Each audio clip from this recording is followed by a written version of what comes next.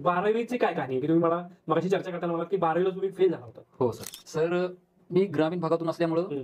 आणि पूर्ण शाळा म्हणजे गावामध्येच झाली, प्राथमिक आणि माध्यमिक झाली. बरोबर. आणि त्यावेळेस मला जास्त काही टक्के नव्हते, थोडंफार होते, पण त्यावेळेस काय झालं, मी शाळेमधून मी प्रथम आलो होतो गावामध्ये. आणि त्यावेळेस अशी समज होती की तुम्ही सायन्स जर घेतला ना तर तुम्ही हुशार, आणि तुम्ही आर्ट घेतलं तर ध. मग मी काय केलं, सायन्स घ्यायचं ठरवलं.